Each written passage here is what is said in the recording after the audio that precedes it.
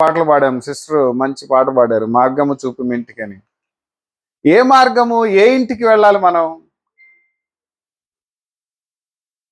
ఏ ఇంటికి వెళ్ళాలంటే ఆదాము అవ్వలు పాపము చేసి ఏ ఇంట్లో నుంచి అయితే బయటకు వచ్చారో, చాలా జాగ్రత్తగా వినండి, ఏ ఇంటికి వెళ్ళాలి మనము? ఆదాము అవ్వలు ఏ పాపము చేసి ఏ ఇంట్లో నుంచి బయటకు వచ్చారో మరలా అక్కడికి వెళ్ళడమే ఈరోజు మనం వింటున్నటువంటి దేవుని వాక్యం అంతా కూడా అదే. ఆ పాటలో చాలా విషయాలు ఆయన చాలా బాగా రాశాడు. మనము ఏ ఏ విధాలుగా దేవుని నుంచి దూరం అవుతా ఉన్నామో చెప్పబడింది. యేసు ప్రభువు 3.5 సంవత్సరాలు పరిచర్య చేసినప్పుడు కూడా కొంతమంది కొన్ని ప్రశ్నలు అడిగారంట యేసు ప్రభుని. వాటిని ఒకసారి చూద్దామా? మార్కు సువార్త 10వ అధ్యాయంలో ఒకసారి త్వరగా మనం బైబిల్ వచనాలు చూద్దాం. 17వ వచనం నుంచి చదివితే, ఆయన బయలుదేరి మార్గమున పోవచ్చుండగా ఒకడు పరిగెత్తుకొని వచ్చి ఆయన ఎదుట మోకాళ్ళుని, సద్బోధకుడా, నిత్య జీవమునకు వారసుడనగుటకు నేనేమి చేయుదు, అంతేనా, నేనేమి చేయుదునని ఆయనను అడిగాను. ఆయనకున్నటువంటి ఆశను యేసు ప్రభు ముందు పెడతా ఉన్నాడు. ఏంటి ఆ ఆశ? నిత్య జీవాన్ని పొందాలి. ఇక మరణం అనేది లేకుండా నేను ఎల్లకాలము బ్రతికుండాలి. వచ్చేటప్పుడు మేము కారులో మాట్లాడుకుంటూ వస్తున్నప్పుడు కిషోర్ నన్ను కొంచెం టికిల్ చేయడానికి ఒక చిన్న ప్రశ్న అడిగాడు. దేవుడు గనక నీ ముందుకొచ్చి ఒక్కటి ఏదైనా కోరుకో అంటే నువ్వేం కోరుకుంటావో, అది నీ గురించి కాదు, లోకం మొత్తం గురించి అని అడిగాడు. ఏంటి ప్రశ్న? మనకి చిన్నప్పుడు కథల్లో ఉండే కదా, దేవుడు ప్రత్యక్షం అవుతాడు లేదా దయ్యం ప్రత్యక్షం అవుతుంది. మన కథలు చాలా ఆశ్చర్యంగా ఉంటాయి. దయ్యాలు కూడా వరాలు ఇస్తాయి, అవునా కదా? స్కూల్లో చదివినటువంటి వాళ్ళం మనం. నిజంగా దేవుడు గనక మనల్ని ఒకటి కోరుకోమంటే ఏం కోరుకుంటాం మనం? ఏం కోరుకుంటాము? మీరు నాకు ఇందాక ప్రామిస్ చేశారు మీరు మాట్లాడతారని, కానీ మీరు ఎవరు మాట్లాడట్లేదు. ఏం కోరుకుంటారు మీరైతే? ఒకసారి ఆలోచించుకోండి. కానీ ఈ యవ్వనస్తుడైతే యేసు ప్రభు దగ్గరికి వచ్చి ఒకటి అడుగుతా ఉన్నాడు. ఏం అడుగుతా ఉన్నాడు? నిత్య జీవము పొందుకోవడానికి నేనేమి చేయాలి అన్నప్పుడు దేవుడు ఏం చెప్తా ఉన్నాడు అతనికి? 19వ వచనం చూడండి. నరహత్య చేయవద్దు, వ్యభిచరింపవద్దు, దొంగిలవద్దు, అబద్ధ సాక్ష్యము పలుకవద్దు, మోసపుచ్చవద్దు, నీ తల్లిదండ్రులను సన్మానింపుము అను ఆజ్ఞలు నీకు తెలియను కదా అని అతనితో చెప్పాను. అందుకతడు, బోధకుడా, బాల్యము నుండి ఇవన్నీ అనుసరించుచునే ఇంటినని చెప్పాను. చూడండి, యేసు ప్రభు ఎంత చక్కగా అతని ఆశను కొట్టివేయకుండా అతను నిత్య జీవం పొందడానికి ఏం చేయాలో చెప్తా ఉన్నాడు. ఏం చెప్పాడు ఇప్పుడు మనకు? 10 ఆజ్ఞలలో ఉన్నటువంటి ఆ చివరి 6 ఆజ్ఞలు చెప్పాడు. అంతేనా? మీరు జాగ్రత్తగా గమనిస్తే 10 ఆజ్ఞలు కనుక మనం చూస్తే మొదటి 4 ఆజ్ఞలు దేవుని గురించినటువంటివి, తర్వాతవన్నీ కూడా మనుషులతో మనం కలిగి ఉండాల్సినటువంటి సంబంధ బాంధవ్యాల గురించి చెప్పేటటువంటివి అన్ని చెప్పాడు.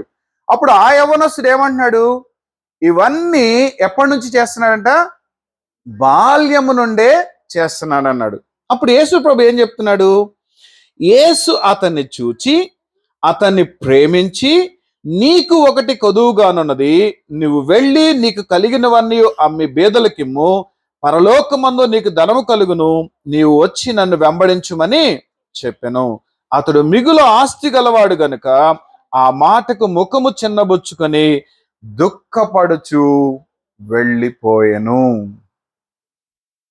మార్గము చూపమని అడిగాడు, కానీ మార్గం చూపినప్పుడు ఏమంటున్నాడు? మిక్కిలి ధనవంతుడంట, అభ్యంతరపడి ఎలా వెళ్ళిపోయాడంట? దుఃఖపడుచు వెళ్ళిపోయాను. ఇంకొక అతన్ని కూడా చూద్దాం మనం. లూకాసు వార్త 10వ అధ్యాయము. లూకాసు వార్త 10వ అధ్యాయము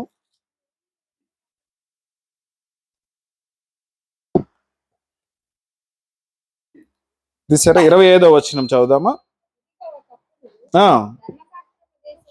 ఇదిగో ఒకప్పుడు ధర్మశాస్త్రోపదేశకుడు లేచి, బోధకుడా, నిత్య జీవమునకు వారసుడనగుటకు నేనేమి చేయవలనని ఆయనను శోధించుచు అడిగెను. ఇంతకు ముందేమో ఒక యవ్వనస్తుడు వచ్చాడు. ఇప్పుడు ఈయనెవరంట? ధర్మశాస్త్రాన్ని బోధించేటటువంటి వాడు. కానీ తనకు ఏం తెలియదు అంటున్నాడు, నిత్య జీవానికి మార్గం ఏంటో తెలియదు.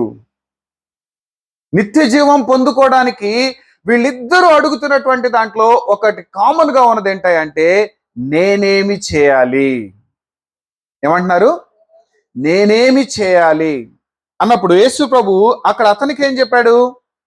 కొన్ని ఆజ్ఞలు చెప్పి వీటిని అనుసరిస్తున్నావా అని. ఆయన ఏమన్నాడు?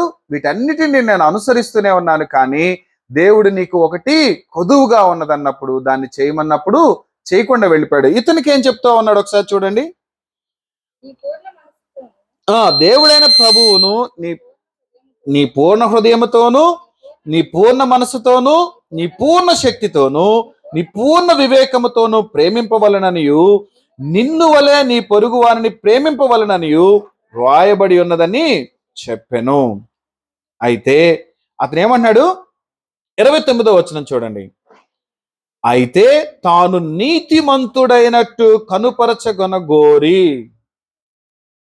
అతడేమో ధనాన్ని బట్టి వెళ్ళిపోయాడు. ఇతను దేన్ని బట్టి దేవుని శోధిస్తా ఉన్నాడు? తనను తాను నీతిమంతుడిగా ఉన్నట్లుగా చూపించుకోవడానికి ప్రయత్నం చేయటంలో ఇతను మునిగిపోయాడు. వీళ్ళిద్దరికీ ఉన్నటువంటి ఆశ ఒకటే, ఏంటి? నేను నిత్య జీవాన్ని పొందాలి, నేను ఎల్లవేళలా బ్రతకాలి అనేటటువంటి ఆశ అయితే ఉన్నది. కానీ ఆ ఆశకు తగినట్లుగా వారు తెలిసిన విషయాలను వాళ్ళు అంగీకరించలేనటువంటి వాళ్ళుగా ఉన్నారు. పాల్ వాషర్ అని ఆయన ఏం చెప్తాడో తెలుసా? సువార్తను విశ్వసించడం అంటే రెండు విరుద్ధమైన విషయాలలో ఒక దానిని ఎంచుకోవాలంట. ఏంటంటే, ఒకటి క్రీస్తును వెంబడించటం అన్నా చేయాలంట, లేదా క్రీస్తును తృణీకరించి లోకములోనైనా జీవించాలి. ఈ రెండిట్లో ఏదో ఒక దాంట్లో మాత్రమే మనం ఉండగలము. రెండిట్లో ఉండడానికి వీలు పడదు. యేసు ప్రభు ఇంకో చోట ఏమంటాడు తెలుసా? మీరు దేవునికిని సిరికిని మీరు దాసులై ఉండలేరు. పౌలు ఏమంటాడు తెలుసా? ఒక చోట రోమీలకు రాసిన పత్రిక 1వ అధ్యాయం చూద్దాము. కొన్ని విషయాలు మనము చూసుకున్న తర్వాత దీని గురించి ధ్యానిద్దాము. 1:21 ఒకసారి చదువుతారా? మరియు వారు దేవునిని ఎరిగియు ఆయనను దేవునిగా మహిమపరచలేదు, కృతజ్ఞతాస్తుతులు చెల్లింపను లేదు గాని తమ వాదముల యందు వ్యర్థులైరి. ఈరోజు క్రైస్తవులమని చెప్పబడుతున్నటువంటి మనము, పిలువబడుతున్నటువంటి మనము ఈ స్థితిలో ఏమన్నా ఉన్నామేమో ఒకసారి గమనించుకోవాలి. ఇప్పుడు దాకా చాలా సిలువ గురించినటువంటి పాటలు పాడాము. ఆ పాటలన్నిటిలో కూడా మనం గమనిస్తే ఆ పాటల్లో దేవుని యొక్క ఆ సిలువ యాగాన్ని మనమంతా ఎమోషనల్ గా తీసుకొని చాలా బాధపడినట్లుగా మనము ఆ పాటలన్నీ ఉన్నాయి. ఆయన పాలు కారేటటువంటి దేహం మీద కొరడాలెన్నో ఆడెను అనేటటువంటి ఒక వచనం కూడా మనం చూసాము. యేసు ప్రభు ఏం చెప్తా ఉన్నాడు తెలుసా? ఈ సిలువ ప్రతి సంవత్సరము మనము ఈ గుడ్ ఫ్రైడే చేసుకోవడంలో మనకు దేవుడు జ్ఞాపకం చేయాలనుకుంటున్నటువంటిది ఏంటో తెలుసా? నేను ఈ లోకములోనికి వచ్చాను, మానవాళి పాపములన్నిటి నిమిత్తము నా ప్రాణము పెట్టాను, మానవాళికి పాప క్షమాపణ పొందిన తర్వాత పొందేటటువంటి పునరుద్ధానాన్ని చూపించాను, తర్వాత ఆరోహణమయ్యి తండ్రి ఇంటికి వెళ్ళాను. ఎవరెవరైతే నా యందు విశ్వాసం ఉంచుతారో, నేను వారి పాపాలకు క్షమాపణ చెల్లించానని ఎవరైతే విశ్వసిస్తారో వారందరూ కూడా ఎలా వస్తారంట? యేసు ప్రభు ఎలాగైతే వెళ్ళాడో అలాగే నీవు నేను కూడా ఆ ఇంటికి చేరతాము. అదే కదా చెప్తా ఉంది. కానీ మనం ఏం చేస్తా ఉన్నాము? యేసు ప్రభు చెప్పినటువంటి సువార్తకు తగినట్లుగా మనము జీవించడానికి బదులుగా ఆయన యొక్క శ్రమలను చూసి మనము చింతించే వాళ్ళంగా ఉండిపోయాము. ఒక భక్తుడు ఏమంటాడో తెలుసా? గుడ్ ఫ్రైడే అనేది సెలబ్రేషన్ చేసుకునేదంట.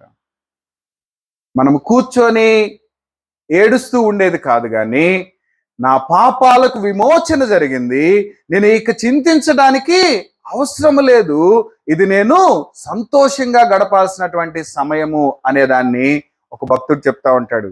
మరి మీరు ఈ గుడ్ ఫ్రైడేని మీరు ఎలా చూస్తున్నారో నాకైతే తెలియదు.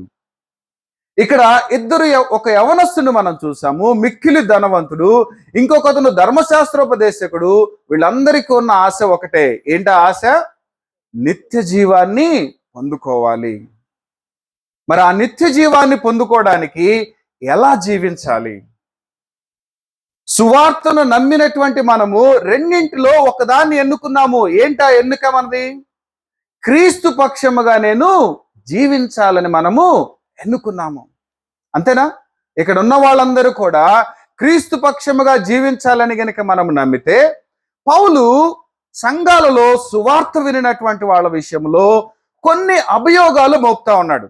ఏంటో ఒకసారి చూద్దాము. ఏంటి ఆ అభియోగాలు అంటే, 1 కొరింథీయులకు రాసిన పత్రిక కనుక మనం చూస్తే, వాళ్ళల్లో సువార్తను విన్నారంట కానీ సువార్తకు తగినట్లుగా వారి జీవితాలు ఆయనకు కనపడలేదంట. 1వ అధ్యాయము ఎవరైనా 10వ వచనం చదువుతారా? సహోదరులారా, మీరందరూ ఏకభావముతో మాట్లాడవలననియు, మీలో కక్షలు లేక ఏక మనసుతోనూ ఏక తాత్పర్యముతోనూ మీరు సన్నద్ధులై ఉండవలననియు మన ప్రభు అయిన యేసు క్రీస్తు పేరట మిమ్మును వేడుకొనుచున్నాను. వీళ్ళ గురించి 1వ వచనంలో ఏమంటాడో చూడండి ఒకసారి. 2వ వచనం, కొరింథులోనున్న దేవుని సంఘమునకు అనగా క్రీస్తు యేసునందు పరిశుద్ధ పరచబడిన వారై పరిశుద్ధులుగా ఉండుటకు పిలువబడిన వారికి.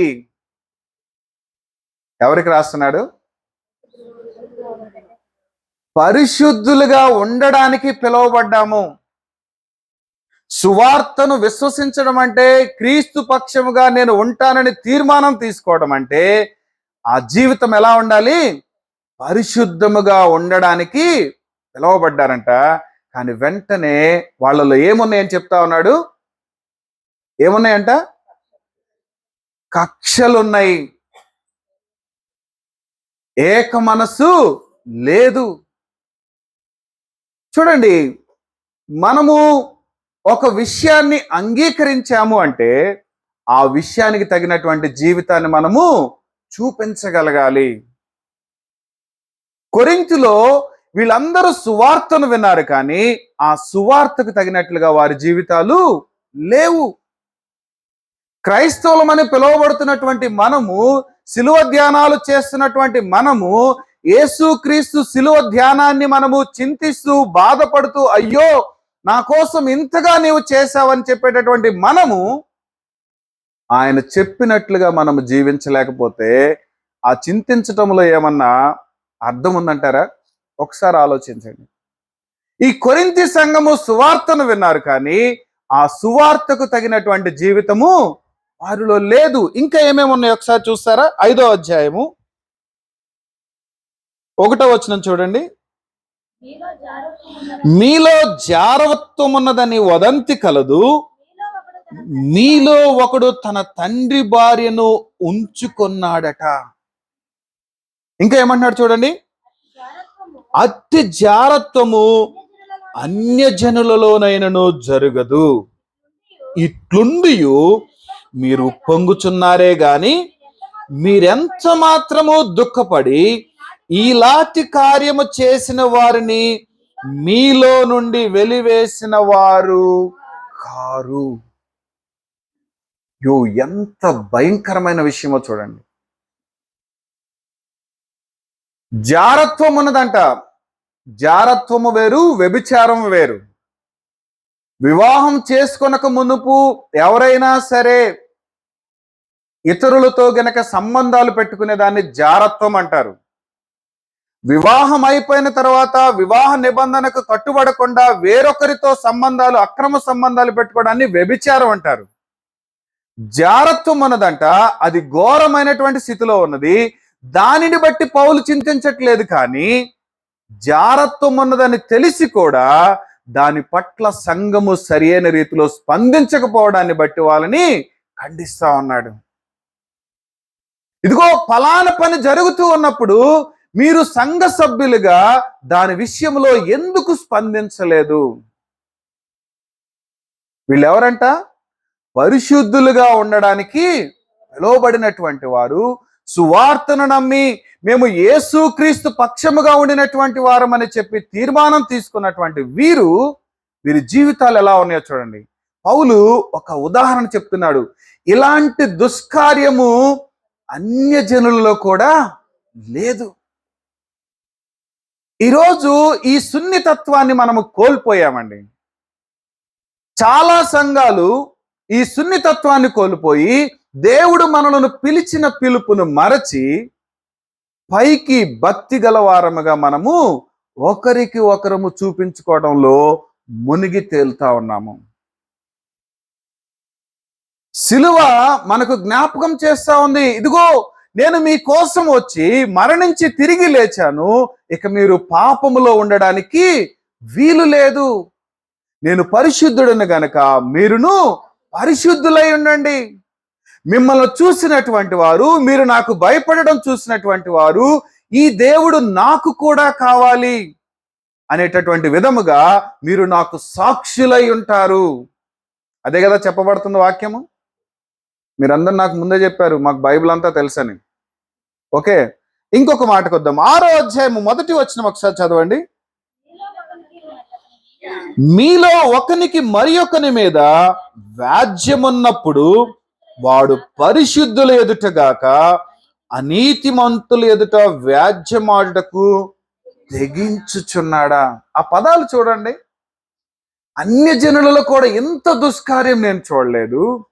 మీరు ఒకరి మీద ఒకరు వ్యాజ్యము పెట్టుకోవడానికి, ఆ వ్యాజ్యాన్ని మీరు సంఘములో దాని గురించినటువంటి విషయాలు మాట్లాడకుండా దాన్ని ఎవరి మధ్యలో తీసుకెళ్తున్నారంట? దేవునికి సంబంధం లేనటువంటి వ్యక్తుల మధ్యకు తీసుకొని వెళ్ళి మీరు మాట్లాడుతూ ఉన్నారు, తెగిస్తా ఉన్నారు. ఎవరి గురించి చెప్తా ఉన్నాడు ఈ విషయాలన్నీ? ఒక సంఘములో ఉండినటువంటి వారు, సంఘములో దేవునికి ప్రతిబింబముగా ఉండాల్సినటువంటి వారి గురించి పౌలు చెప్తున్నటువంటి విషయాలు. మీలో జారత్వం ఉన్నదంటున్నాడు, వ్యభిచారం ఉందంటున్నాడు, కలహాలు ఉన్నాయి, ఏక మనస్సు లేదు, ఇంకా ఏం లేదంటున్నాడు, ఒకరి మీద ఒకరికి వ్యాజ్యం ఉన్నది. ఇంకా ఒక మాట అంటాడు, ఏమంటాడు తెలుసా? ఒకసారి చూడండి, 5వ వచనం చూడండి.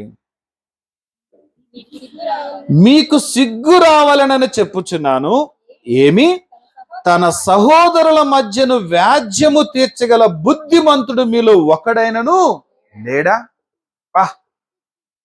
సంఘములో కొన్ని విషయాలు జరుగుతూ ఉన్నప్పుడు వాటిని పట్టించుకునేటటువంటి వాళ్ళు ఒక్కరు కూడా లేరా? అయ్యో, మీకు తీర్పు తీర్చడానికి మీరు ఎవరెవరి దగ్గరకో వెళ్తూ ఉన్నారా? నేను ఎందుకు ఈ మాటలు చెప్తా ఉన్నానంటే, ఈనాటి సంఘాలు దేవుడు వారిని ప్రత్యేకించుకున్నటువంటి దాని విలువ తెలియకుండా జీవిస్తూ ఉండడాన్ని బట్టి మనము సిలువ ధ్యానాలు అని చెప్పుకుంటూ ఉన్నాము. కానీ ఆ సిలువకు తగినటువంటి విధముగా, ఆ సిలువ నీకు నాకు తీసుకొచ్చినటువంటి ఆ యొక్క విలువకు తగినట్లుగా మన జీవితాలు లేవు. కానీ మనందరికీ ఉన్న ఆశ ఏంటో తెలుసా? నిత్య జీవాన్ని పొందుకోవాలి. నిత్య జీవానికి వారసుని నగటం అంటే నన్ను నేను ప్రత్యేకించుకోవాలి. పరిశుద్ధుడిగా ఉండడానికి నేను తీర్మానం చేసుకున్న తర్వాత నా పనులలో ఇంకెన్నడూ కూడా లోక సంబంధమైనటువంటివి ఎక్కడ కూడా కనబడడానికి వీలు లేదు. దేవుడు మనలను ఎంత ప్రేమిస్తున్నాడో ఆయన ఈ మానవాళిగా ఈ భూలోకంలోనికి వచ్చి తన ప్రాణాన్ని మన కోసం పెట్టి ఆయన వెళ్ళిపోతూ ఒక మాట ఏమన్నాడో తెలుసా? ఈనాటి క్రైస్తవులు చింతిస్తున్నట్లుగానే, ఏడుస్తున్నట్లుగానే, ఈ 40 దినాలు ఏడుస్తున్నట్లుగానే యెరూషలేము కుమార్తెలు కూడా ఆయన సిలువ మోసుకుంటూ వెళ్తున్నప్పుడు ఏడుస్తూ ఉన్నారంట. ఒకసారి చూద్దాం ఆ మాట. లూకాసు వార్త 23వ అధ్యాయము. ఆయన అంత సిలువ మోస్తూ కూడా వాళ్ళకు ఒక మాట చెప్పాడు. 27 నుంచి చూడండి.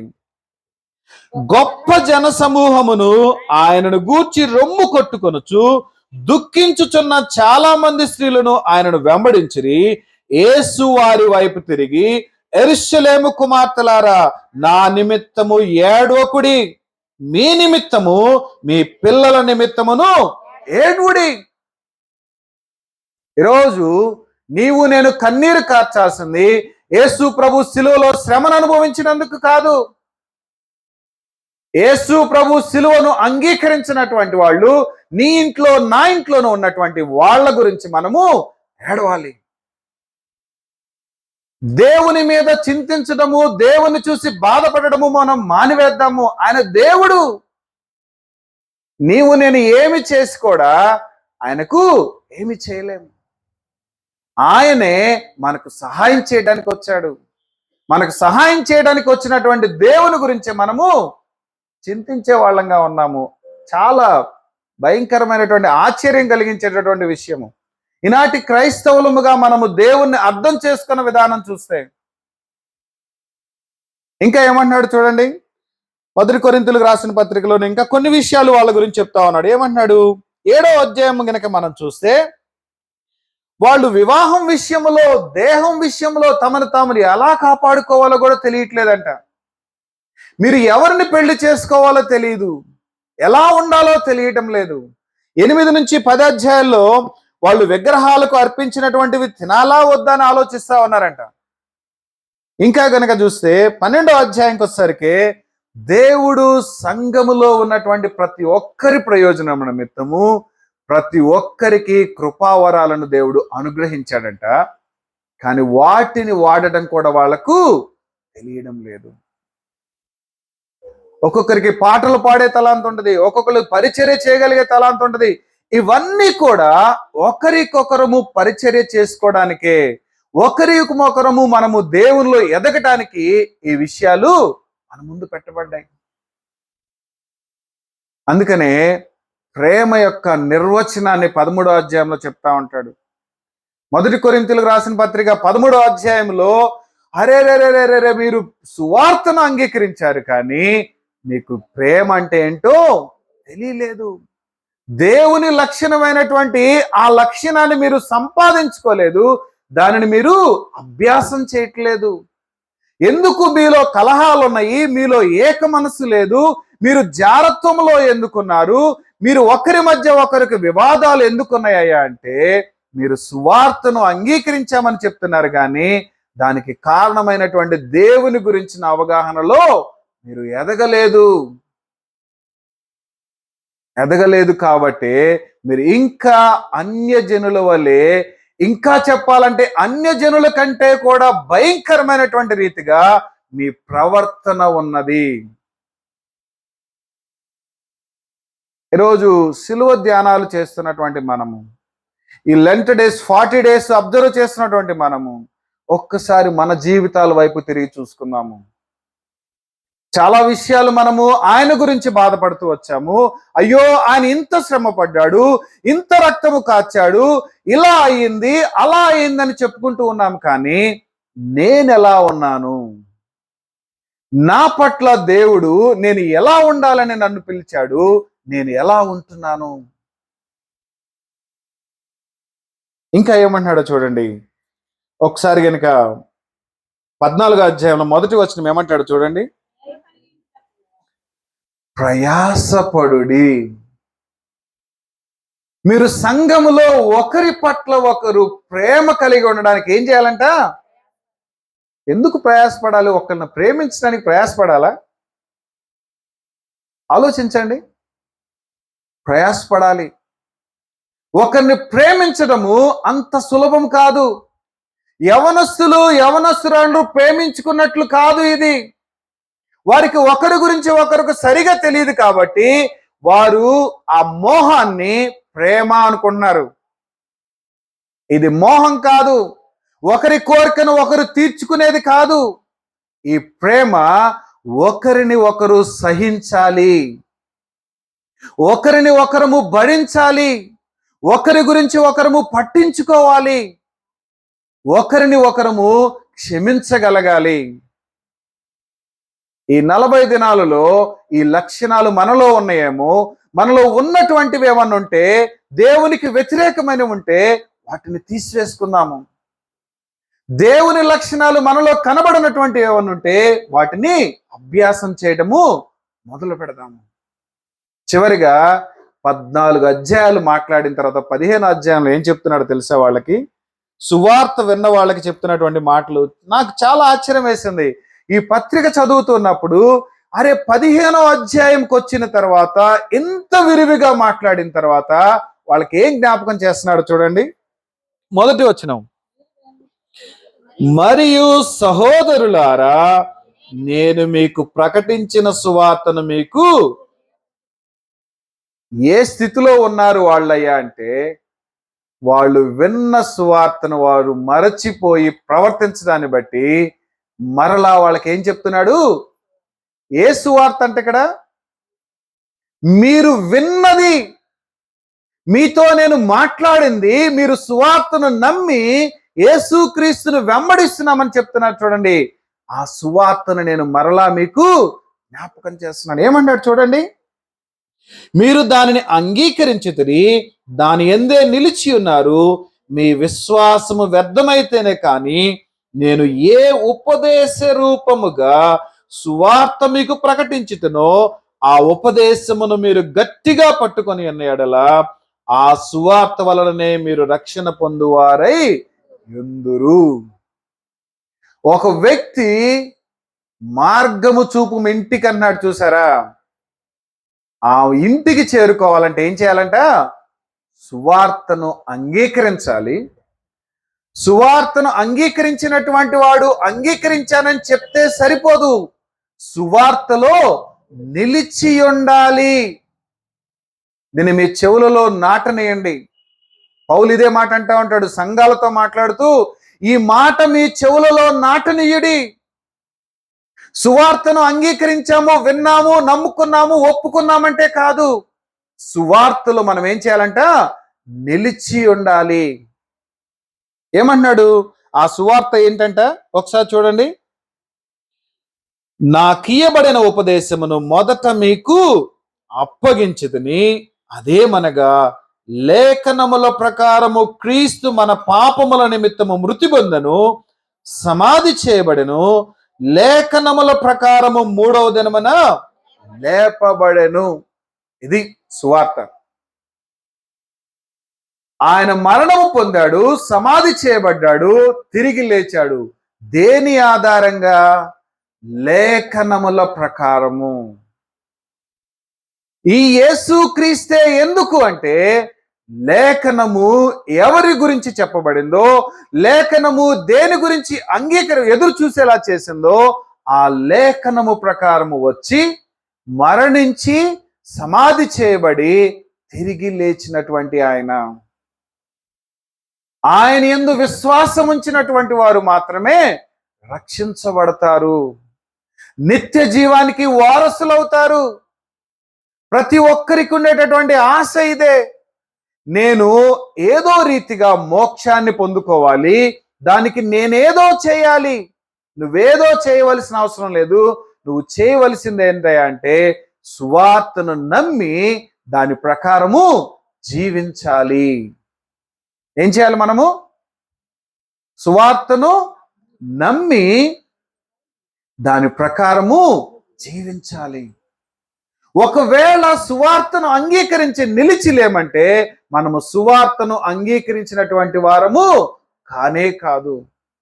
మనలో దేవునికి అసహ్యమైనటువంటివి, దేవునికి ఇష్టం లేనటువంటివి ఇంకనూ కనిపిస్తూ ఉన్నాయంటే మనకు దేవుడు అర్థము కాలేదని. రోమీలకు రాసిన పత్రికలో కొన్ని మాటలు చెప్తా ఉంటాడు. ఈ మాటలు చూసుకొని మనం ముగింపులోనికి వద్దాము. సువార్తను అంగీకరించామని చెప్తూ ఉంటారు, కానీ వాళ్ళు దేవునిగా గుర్తించి దేవునిగా ఆయన ఆరాధించలేదంట, కానీ వారు వ్యర్థమైనటువంటి దాంట్లో చేశారంట. వాళ్ళు ఏం చేశారంట?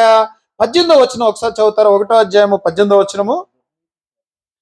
దుర్నీతి చేత సత్యమును అడ్డగించు మనుష్యుల యొక్క సమస్త భక్తిహీనత మీదను దుర్నీతి మీదను దేవుని కోపము పరలోకము నుండి బయలుపరచబడుచున్నది.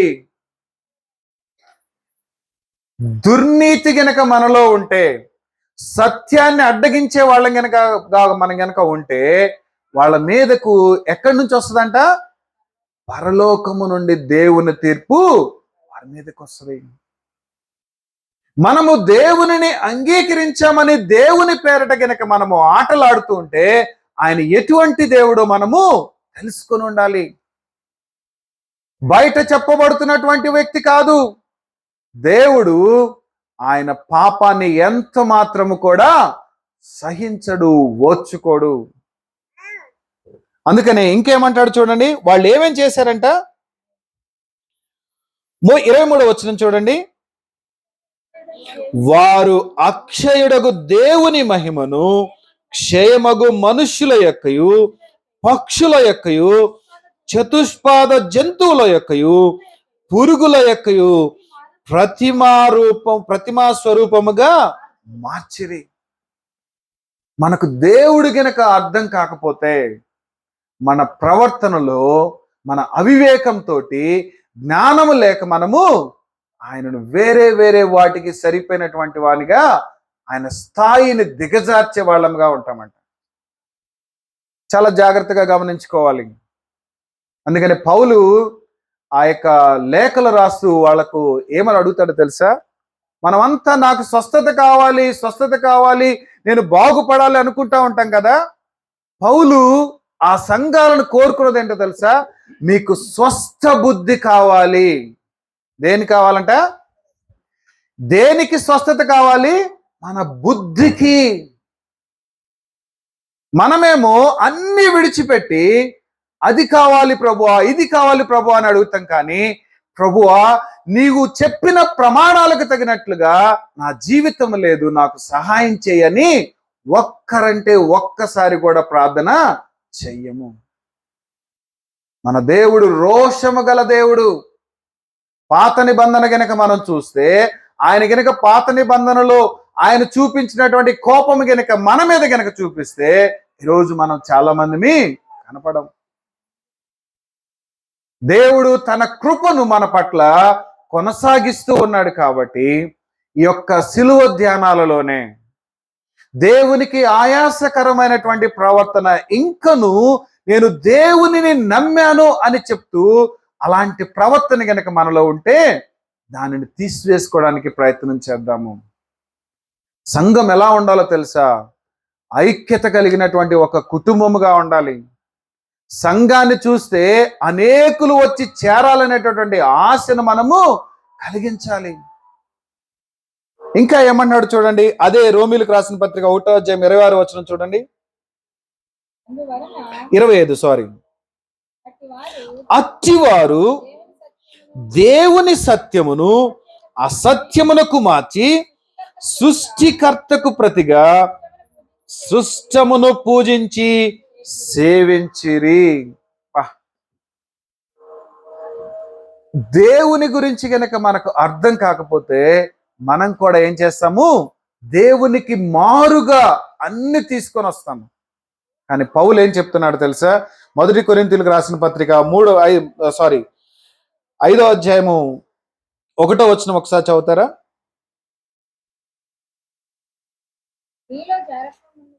సారీ 3వ అధ్యాయం 1వ వచనం.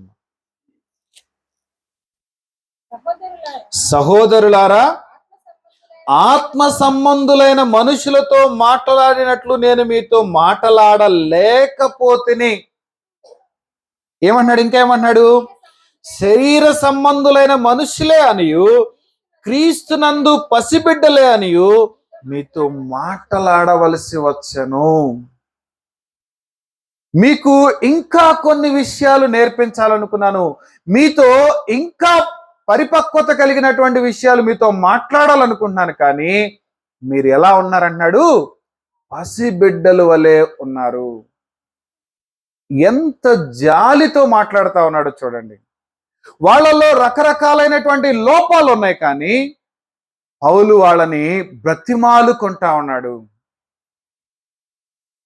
బ్రతిమాలుకుంటా ఉన్నాడు. ఏ రోజైనా ఎవరిలోనైనా సంఘములో ఒక లోపం చూసినప్పుడు, నీకు నచ్చని విషయం చూసినప్పుడు ఎప్పుడైనా వెళ్ళి బతిమాడావా? బ్రదర్ ఇలా చేయకూడదు, బ్రదర్ సిస్టర్ ఇలా ఉండకూడదు, మనము దయచేసి మన ప్రవర్తన మార్చుకుందామని ఏ రోజైనా మనం ప్రయాసపడ్డామా? ఏ రోజైనా చేశామా? ఇంకా ఏమన్నాడు చూడండి, 6వ అధ్యాయం 19వ వచనం చూడండి. మీ దేహము దేవుని వలన మీకు అనుగ్రహింపబడి మీలోనున్న పరిశుద్ధాత్మకు ఆలయమై ఉన్నదని మీరెరుగరా? మీరు మీ లోపల ఉన్న పరిశుద్ధాత్మకు ఆలయంగా ఉన్నారు. మీరు లోపల ఉన్నటువంటి పరిశుద్ధాత్మకు దేవునికి వ్యతిరేకంగా చేస్తే మనము పరిశుద్ధాత్మను దుఃఖపరిచినటువంటి వాళ్ళం అవుతాము. యేసు ప్రభు భూమి మీద ఉన్నప్పుడు ఆ పరిసయ్యులు సద్దుకాయలు ఆయనను శోధిస్తూ ఉన్నప్పుడు చెప్పినటువంటి ఒక మాట ఏంటో తెలుసా? నాకు విరోధముగా పాపం చేసిన క్షమించబడుతుందేమో కానీ పరిశుద్ధాత్మకు విరోధముగా చేసిన పాపము క్షమించబడదు. దయచేసి జ్ఞాపకం ఉంచుకోండి, బాప్తిస్మము పొందినటువంటి మనము, సువార్తను అంగీకరించినటువంటి మనము పరిశుద్ధాత్మకు ఆలయమై ఉన్నాము. మన ప్రవర్తన విషయములో, మన నడవడిక విషయములో మనము చాలా జాగ్రత్త కలిగి ఉండాలి. కొరింథీయులకు వాళ్ళకి చెప్తున్నటువంటి విషయము, మీరు పరిశుద్ధులుగా ఉండడానికి పిలువబడ్డారు, కానీ మీ ప్రవర్తన దానికి సరిపోయినట్లుగా లేదు. అందుకే మీరు విన్న సువార్తను మరలా మీకు నేను జ్ఞాపకం చేస్తా ఉన్నాను. ఇంకా ఏమన్నాడు ఆ తర్వాత? అదే వచనం చూడండి, మీరు మీ సొత్తు కారు, విలువ పెట్టి కొనబడిన వారు గనుక మీ దేహముతో దేవుని మహిమపరచుడి. మనము మన సొంతం కాదంట. మీరు మీ సొత్తు కారు. యేసుక్రీస్తును విశ్వసించామన్నప్పుడు మనము ఎవరి సొత్తుగా అయిపోయామంట? ఎవరి వ్యక్తులముగా అయిపోయామంట? దేవునికి సంబంధించినటువంటి వాళ్ళు. మీ ప్రవర్తన ఎలా ఉండాలో తెలుసా? ఈ దేహములో ఉన్నంత కాలము ఎవరిని మహిమపరచాలంట? దేవునిని మహిమపరచడానికి దేవుడు మన ఆయుష్ని పొడిగిస్తా ఉన్నాడు. దయచేసి జ్ఞాపకం ఉంచుకోండి, నేను ఆరోగ్యవంతుని కాబట్టి ఇంతకాలం బ్రతుకుతున్నాను, నాకు డబ్బు ఉంది కాబట్టి నేను కరోనాను తప్పించుకున్నాను, నాకు ఇంకా ఇమ్యూనిటీ పవర్ ఉంది, నాకు కరోనా రాలేదు, ఇలా బడాయి మాటలు మాట్లాడుకుంటూ ఉన్నామేమో. కానే కాదు, మన దేహము ద్వారా మనము దేవుణ్ణి మహిమపరుస్తూ ఇతరులకు మనము సాక్షులుగా ఉండడానికి దేవుడు మన ఆయుష్ని పొడిగిస్తా ఉన్నాడు. ఈ యొక్క సిలువ ధ్యానాలు అని చెప్పుకుంటూ క్రీస్తును, సిలువను మనము ప్రతిబింబించకపోతే మనము ఆయనకు మహిమ తీసుకురావడానికి బదులుగా ఆయన నామాన్ని అన్యుల ఎదుట దూషణ పాలు చేసిన వాళ్ళం అవుతాము. ఇంకా ఏమన్నాడు ఒకసారి చూడండి, 10వ అధ్యాయం 31వ వచనంలో చూడండి. ఈ కొరింథీ సంఘాన్ని హెచ్చరిస్తూ ఉన్నాడు, అలాగే ఓదార్పు కలిగినటువంటి మాటలు కూడా అది చెప్తా ఉన్నాడు. ఏమన్నాడు చూడండి ఒకసారి, కాబట్టి మీరు భోజనము చేసినను పానము చేసినను మీరేమి చేసినను సమస్తమును దేవుని మహిమ కొరకు చేయుడి. యూదులకైనను గ్రీసు దేశస్థులకైనను దేవుని సంఘమునకైనను అభ్యంతరము కలుగజేయకుడి. మన ప్రవర్తన ఎలా ఉండాలో తెలుసా? నీ ప్రవర్తన వేరే ఎవరికి కూడా అభ్యంతరముగా ఉండకుండానట్లుగా చూసుకోవాల్సిన బాధ్యత ప్రతి ఒక్కరిది. నేను నిజముగా క్రీస్తును వెంబడిస్తున్నానని రొమ్ము విరుచుకొని చెప్పాలంటే ఇలాంటి ప్రవర్తన మనము కనబరచాలి. ఇంకా ఏమన్నాడు చూడండి తర్వాత దాంట్లో కొనసాగింపుగా, ఈలాగు నేను కూడా స్వప్రయోజనమును కోరక అనేకులు రక్షింపబడవలనని వారి ప్రయోజనము కోరుచు అన్ని విషయములలో అందరినీ సంతోషపెట్టుచున్నాను. ఏంటంట ఆయన ఉద్దేశం ఏంటి? ఏమంటున్నాడు చూడండి, అనేకులు రక్షింపబడాలి. ఏంటి ఆయన ఉద్దేశం? పౌలు యొక్క ఉద్దేశము నేను బ్రతికుండడానికి గల కారణం ఏంటో తెలుసా? అందరూ అనేకులు రక్షించబడడానికి ఆయన ఏం చేస్తా ఉన్నాడంట? అన్ని విషయములలో అందరినీ సంతోషపెట్టుచున్నాను. ముందు హెచ్చరిక చెప్పాడు, తర్వాత దాన్ని ఎలాగ చేయాలో. అభ్యంతర పెట్టకూడదు, అందరికీ అన్ని విషయాల్లో సంతోష పెట్టాలి. 11వ అధ్యాయం 1వ వచనం ఏమన్నాడు చూడండి, నేను క్రీస్తుని పోలి నడుచుకొనుచున్న ప్రకారము మీరును నన్ను పోలి నడుచుకొనుడి. మీ సంఘములో ఒక్కరైనా లేచి క్రీస్తుని పోలి నడుచుకోవడం అంటే ఏంటో నన్ను చూసి నేర్చుకోండి అని చెప్పగలిగిన వాళ్ళు ఎవరో చేతులు ఎత్తండి.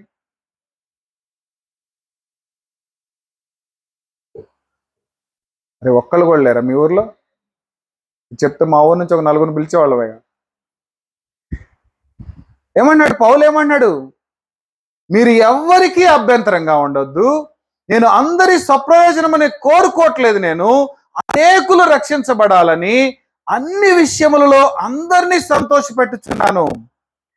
నేను క్రీస్తుని పోలి నడుచుకొనుచున్న ప్రకారము మీరు నన్ను పోలి నడుచుకొనుడి. సంఘంలో ఇలాంటి వ్యక్తులు ఒక 10 మంది ఉంటే ఎలా ఉంటుందో ఒకసారి ఆలోచించండి. సంఘంలో ఇలాంటి వ్యక్తులు ఒక 2 ఉంటే ఎలా ఉంటుందో చూడండి. పౌలు శీలలను గురించి దయ్యం ఇచ్చిన సాక్ష్యం ఏంటో తెలుసా? భూమిని తలక్రిందులు చేయువారు ఎక్కడకు కూడా వచ్చి ఉన్నారు. ఇదిగో ఈ యొక్క, మీ ఊరి పేరేంటి బ్రో? ఎర్రగుంటపల్లిలో ఉన్నటువంటి వాళ్ళు భూమిని తలకిందులు చేసేవాళ్ళు. అనేకులు రక్షించబడడానికి మాదిరికరమైనటువంటి సంఘము అని మీ గురించి అనేకులు చెప్పుకోవాలి. ఈ 40 దినాలు ధ్యానాలు ఏం చేయాలో తెలుసా? నిన్ను నన్ను క్రీస్తు సారూప్యంలోనికి మార్చాలి. నిన్ను చూస్తే ఎవరు కనపడాలి? క్రీస్తు కనపడాలి. నన్ను చూస్తే ఎవరు కనపడాలి? క్రీస్తు కనపడాలి. ఇదిగో నేను జీవితం అంటూ జీవిస్తే ఫలానా వ్యక్తిలాగా జీవించాలి. ఏదో నామకార్థంగా వెళ్తున్నాము వస్తున్నాము అన్నట్లుగా కాదు. మన ప్రవర్తనలో, మన నడవడికలో రోజు రోజు మార్పును మనము చూడాలి. విశ్వసించినప్పుడంట మనము నీతిమంతులముగా తీర్చబడతామంట. ప్రతిరోజు మనము లోకానికి మనము వేరు చేసుకుంటూ ఉన్నప్పుడు మనము పరిశుద్ధతలో ఎదుగుతూ ఉంటామంట. మనము పరిశుద్ధులముగా ఎప్పుడు మారుతామో తెలుసా? పరలోకములోనికి చేరినప్పుడు. సంపూర్ణ పరిశుద్ధతలోనికి మనము పరలోకములోనికి చేరినప్పుడు మనము సంపూర్ణ పరిశుద్ధులుగా మారతామంట. కానీ ఈ మధ్యలో ఈ జీవితం ఏదైతే దేవుడు మనకిచ్చాడో ఆ జీవితంలో మనం ఎలా ఉండాలో తెలుసా? ప్రతిరోజు పరిశుద్ధతలో ఎదగాలి. ప్రతిరోజు దేవుని సారూప్యంలోనికి మనము మార్చబడాలి. ఆశ ఉంటే సరిపోదు. నిత్య జీవాన్ని నేను పొందుకోవాలనేటటువంటి ఆశ ఉన్నది, కానీ దానికి తగినటువంటి జీవిత విధానము మనం కలిగి ఉండాలి. ఇంకా ఏమంటున్నాడు చూడండి ఒకసారి, 14వ అధ్యాయం 1వ వచనం చూడండి. మనం ఆల్రెడీ చూసాము. ప్రేమ కలిగి ఉండుటకు ప్రయాసపడుడి, ఆత్మ సంబంధమైన వరములను ఆసక్తితో అపేక్షించుడి, విశేషముగా మీరు ప్రవచన వరమును అపేక్షించుడి. చూడండి, ఈ యొక్క 40 దినాల ధ్యానాలలో సువార్తను అంగీకరించినటువంటి మనము, యేసు క్రీస్తును వెంబడిస్తున్నామని చెప్పుకున్నటువంటి మన ప్రవర్తన ఎలా మారుతూ ఉండాలంట? రూపాంతరం చెందుతూ ఉండాలి. 40 దినాలు యేసు ప్రభు తన పరిచర్యను ఆరంభించేటప్పుడు ఆయన 40 దినాలు ఉన్నాడు. ఆ తర్వాత మన పెద్దలు దీన్ని ఏం చేశారో తెలుసా? సంవత్సరానికి ఒక్కసారైనా యేసు క్రీస్తు యొక్క శిలువ మరణ పునరుద్ధానాలను జ్ఞాపకం చేసుకునేటప్పుడైనా తమను తాము ప్రత్యేకించుకొని వారు పరిశుద్ధతలో ఎదగడానికి ఈ లెంట్ డేస్ పెట్టారంట. ఇది ఆచారంగా చేయడానికి కాదు, కానీ మనము దినాభివృద్ధి చెందుతున్నట్లుగా పరిశుద్ధతలో మనము ఎదగడానికి.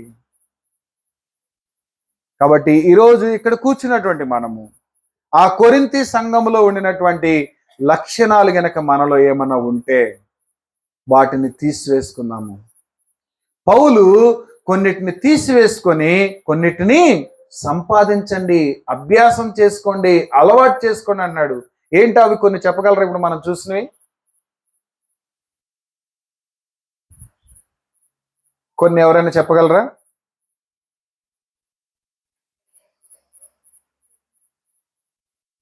మీరు నాకు అన్ని చెప్తానని చెప్పారు. మనం ఇప్పుడు దాకా ఏవి చేయకూడదన్న పోనీ అవి చెప్పండి.